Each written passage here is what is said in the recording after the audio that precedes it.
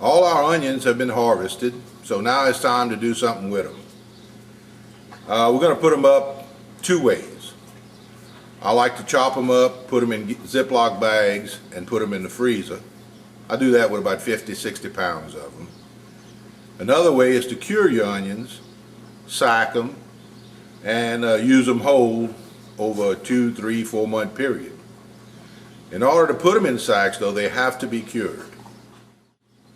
To chop up my onions for the freezer, I use the Vidalia Chop Wizard.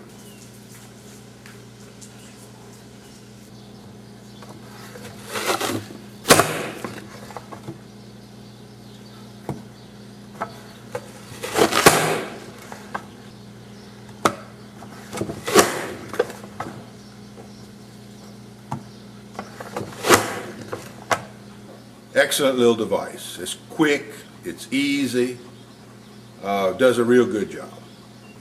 Once they're chopped up, I'll bag them in gallon Ziploc bags.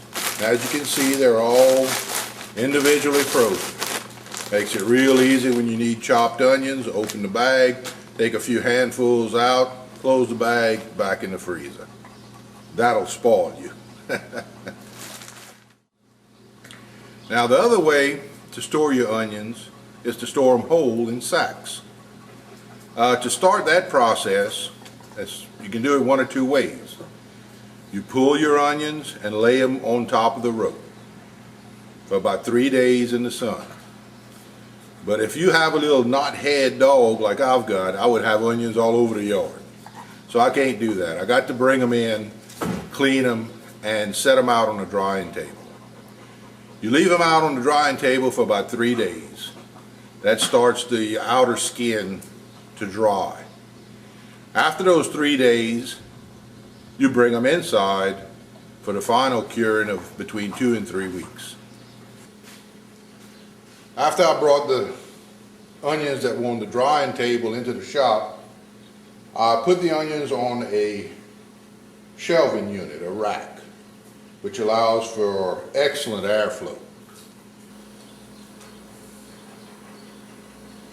This batch of onions has been drying or curing inside for about a week and a half, almost 2 weeks.